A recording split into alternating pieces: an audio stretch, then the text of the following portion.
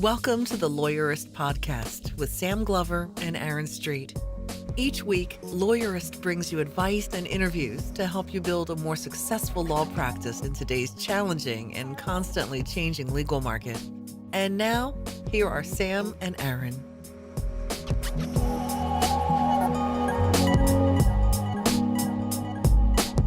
Hi, I'm Sam Glover. And I'm Aaron Street, and this is episode 168 of the Lawyerist podcast, part of the Legal Talk Network.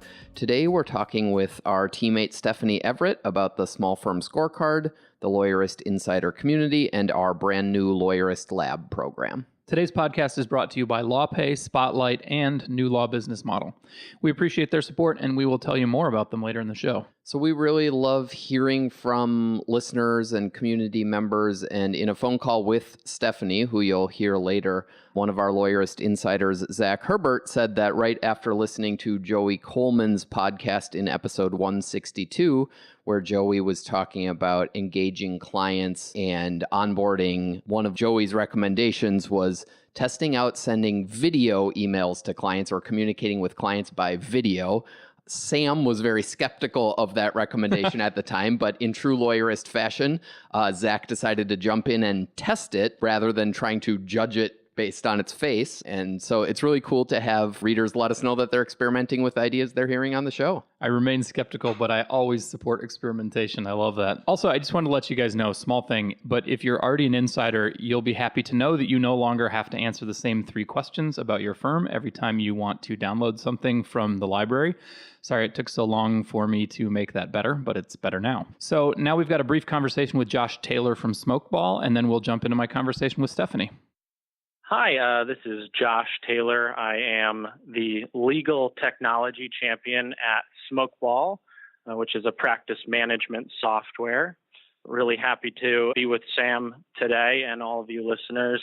My job at Smokeball, and I'm relatively new to it, coming from a client success background and a litigation background at a larger firm. My job in my role here is to get lawyers focusing on being more efficient, effective, and profitable in their practice. Really get back to the substance of practicing law, enjoying that, and being very efficient at it and profitable doing it. Well, hi, Josh. Thanks for being with us today.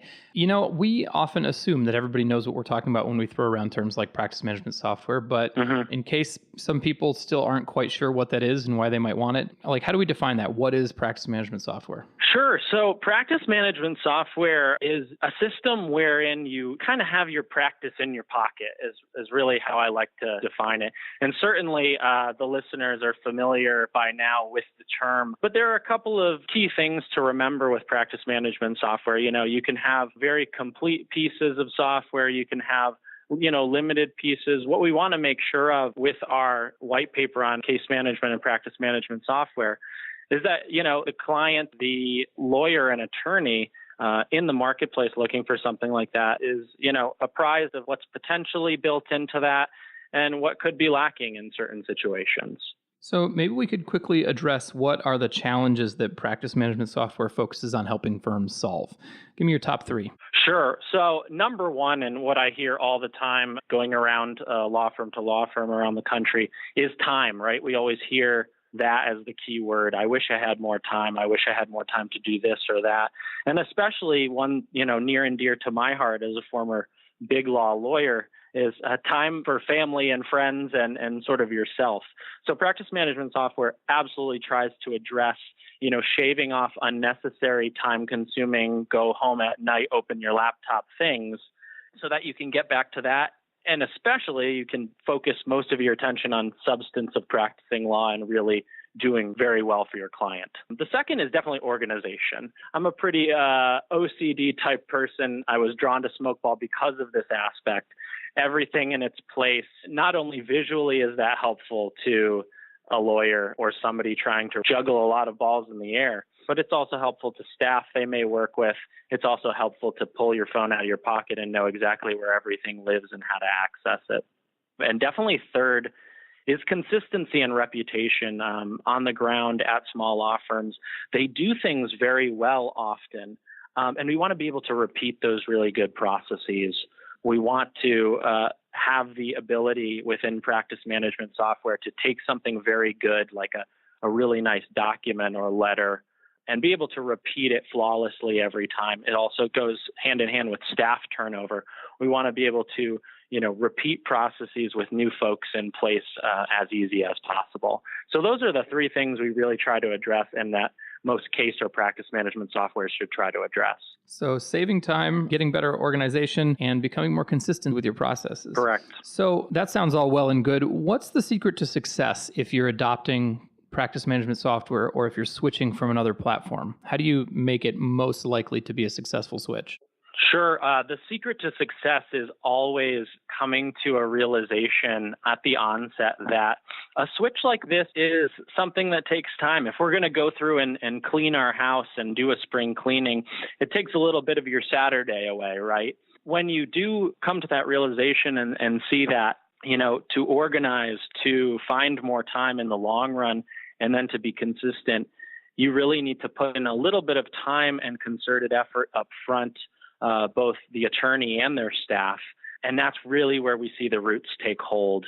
And the practice management software just sort of can take it from there and save a lot of time for a lot of people at the firm. So if you'd like to know more about what practice management software is and can do for you, go to smokeball.com/CMS. That's smokeball.com/CMS. Thanks so much for being with us today, Josh. No problem. Thanks, Sam.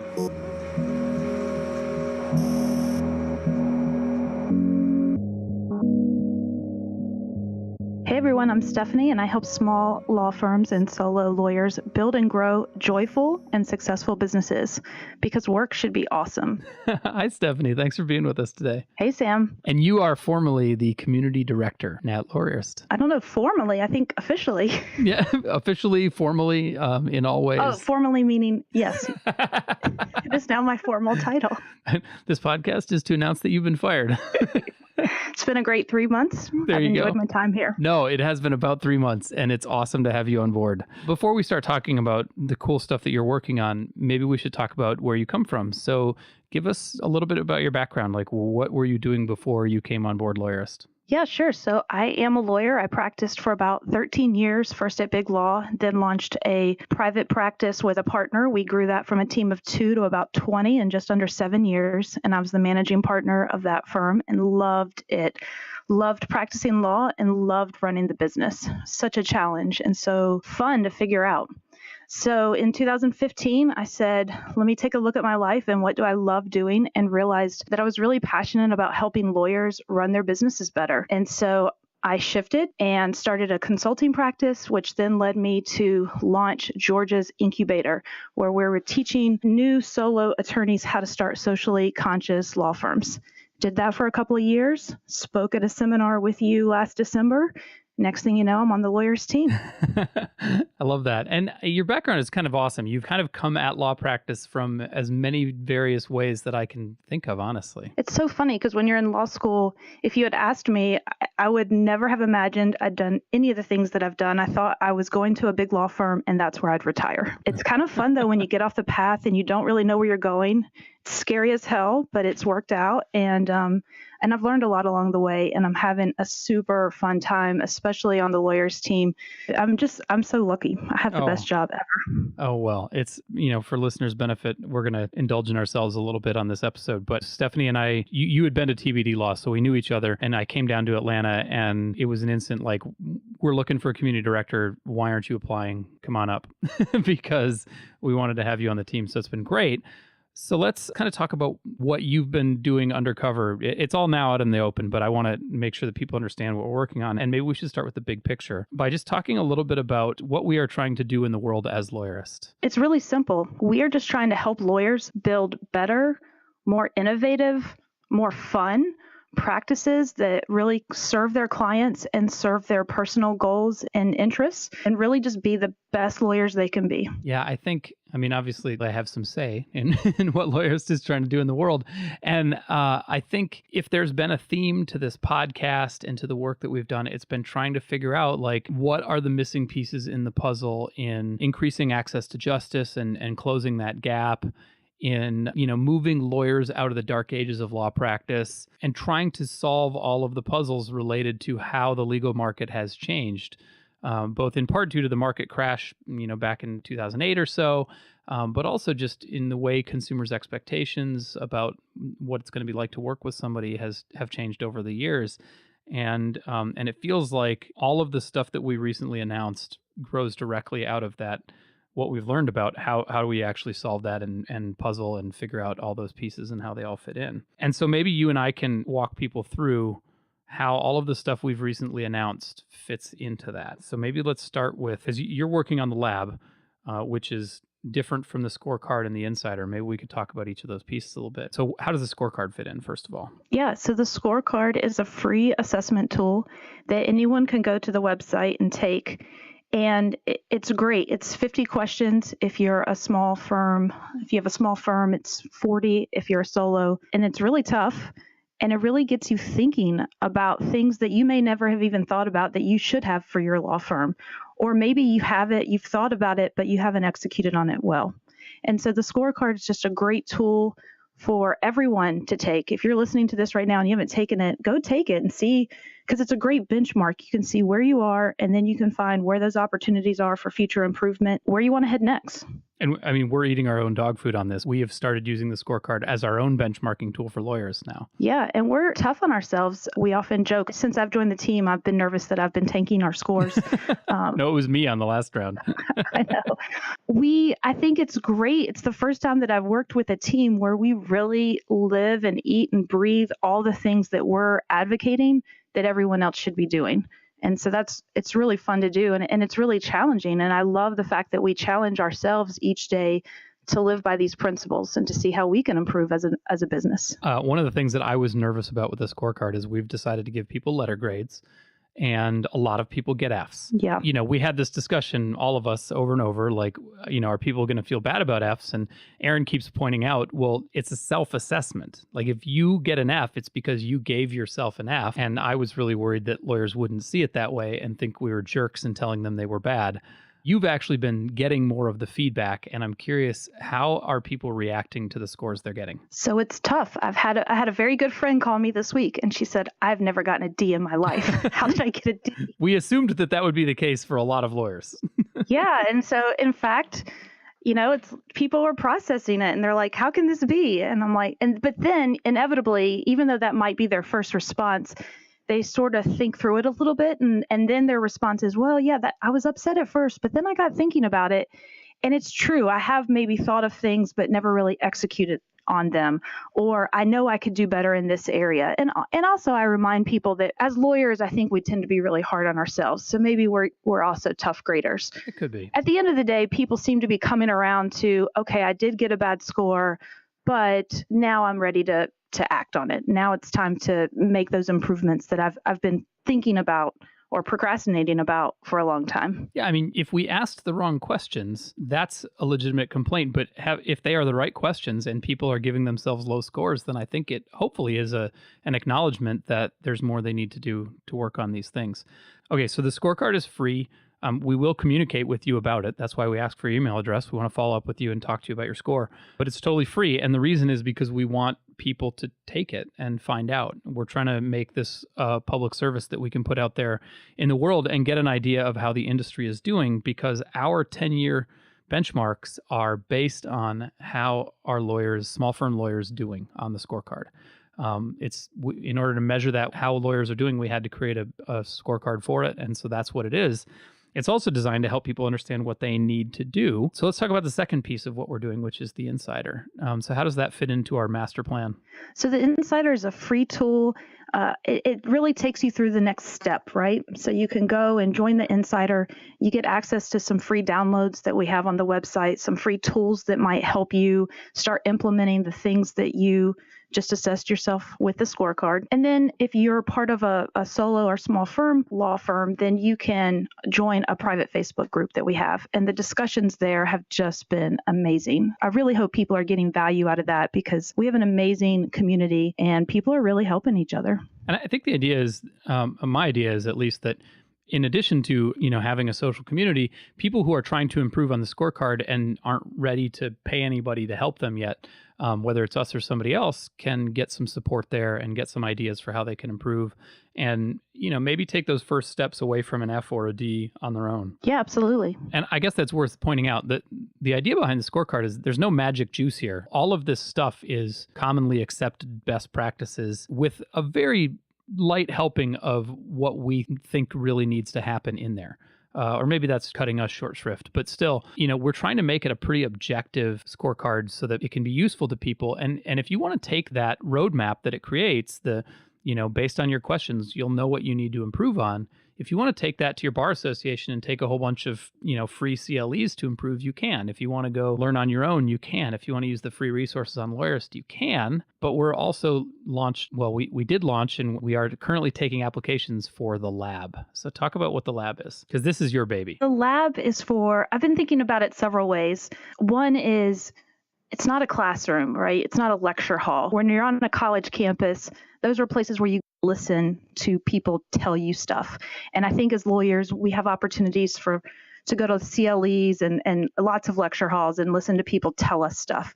And what we wanted to create was something different. So if you think about a lab is where you go to experiment. It's where you go to test things. And I know, Sam, you're excited about the idea of beakers. And Yes, I like all the clever things that go along with the potential for lab branding. Yeah, but no, it just so works because we were like, let's design a place where we can have lawyers go and act and actually get results. Because as you said, the content is out there. The content's available on our site. It's available in business books. There's lots of places where you can go and learn how to run your business better. What we found, and what I know is true from when I was the managing partner of a law firm, is you get all these great ideas.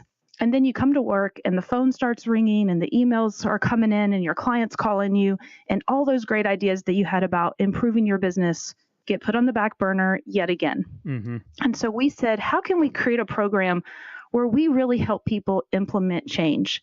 Because that's my number one goal. I want you to come out of lab and have actually improved your law firm. I don't want you to just listen to me. That's pretty boring. And so what we've done is we've designed it in a way that it's going to be about 20 minutes a day worth of work that you will do on the concepts that are covered in the scorecard. And you're actually going to take steps every day to improve your firm. So I think that's pretty awesome. And what are the various pieces? You're working on online courses, right? Yes, you'll get access to an online course, which will have videos and content and downloads and templates and tools. You'll have an online discussion group where you can get additional help and ask people questions. And then we're going to have monthly mastermind calls. This is going to be really fun. It's going to be a facilitated call, and it will be in small groups. So we'll be putting people in groups that we think make sense. So if you're a brand new solo, you might not be with someone who's had a firm for 10 years and is ready to grow and add a new division or something. We want to make it And the idea there is to hold people accountable. Yeah. So we'll have these calls where we can hold people accountable and really help them if they're getting stuck on an idea or an implementation, really helping people get to that next level. And then the final piece, there's two more pieces. We're going to have expert workshops where we're going to have interactive workshops with leaders in the field. Those will probably happen about once a month where we'll bring people in and our lab participants will have a great chance to interact with them and learn what's happening. And then the final piece is LabCon, which is formerly known as LabCon. TBD Law, which is no more, Yeah. but LabCon will be awesome. And in order to go to LabCon, you have to be a lab member. Lab members will get an invitation, yeah. Yeah, and we have a plan for TBD Law alumni, so if you happen to be one, just stay tuned. And LabCon is going to be in Minnesota. We're bringing it back to our home state. And the plan is to go on a field trip to Paisley Park, which will be awesome. Yeah, I'm super excited about that. I've never been, but happy to check it off the bucket list. I guess if people don't know what Paisley Park is, just Google Prince. Yeah. That should get you there. And then if people want to stick around after they've been through the lab curriculum, it's a 1-year curriculum, then they can become an alumna and in the Lab Pro membership, right? Yeah, so we'll be able to continue to help people, hold them accountable. And bring them back to LabCon, right? Absolutely. Thanks for that tour through it. Since today's podcast was a little bit shorter than usual, we're going to take time now at the end to hear from our sponsors. And thanks so much for tuning in and learning more about the lab. Thanks, Stephanie. Thanks for having me. Did you know that attorneys who accept online payments get paid 39% faster on average than those using traditional payment methods? With LawPay, the only payment solution offered through the ABA Advantage program, you can accept client payments online, via email, or in person. No equipment needed. Visit lawpay.com/lawyerist to sign up and get your first 3 months free. Trust the only payment solution developed for attorneys and recommended by 47 state bars. LawPay. The legal environment is more competitive than ever, and small law firms are feeling the pinch. With over 1.3 million attorneys in the United States and counting, it can be hard to stand out from the crowd. That's why Spotlight Branding helps lawyers become unforgettable. Spotlight Branding is a different kind of internet marketing company. They don't put their clients on the SEO hamster wheel. They don't ask them to burn thousands of dollars on speculative pay-per-click advertising. Instead, they're focused on the fundamentals of legal marketing that have worked for centuries. They use the internet to build a premium brand for solo and small firm lawyers. They put systems in place to create top-of-mind awareness, allowing their clients to maximize referrals and repeat business. It's the smart way to grow your law firm. Learn more at spotlightbranding.com/lawyerist. If you've ever considered doing estate planning but think it's too dry and boring, or have been afraid it might not earn you what you need because you have to compete against LegalZoom or the dreaded $1,500 estate plans, check out the website estateplanningsrules.com to get a free guide that lays out step-by-step how some lawyers are regularly commanding average fees of $4,000 to $5,000 per estate plan, and you'll discover why regular, everyday people are happy to pay well for estate planning services that you'll love to provide. That's estateplanningsrules.com, brought to you by New Law Business Model, where you get to love being a lawyer again.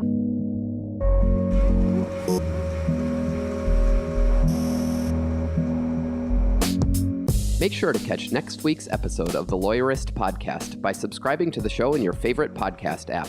And please leave a rating to help other people find our show. You can find the notes for today's episode on lawyerist.com/podcast. The Lawyerist podcast is produced with help from Lindsay Calhoun and edited by Paul Fisher. The views expressed by the participants are their own and are not endorsed by Legal Talk Network.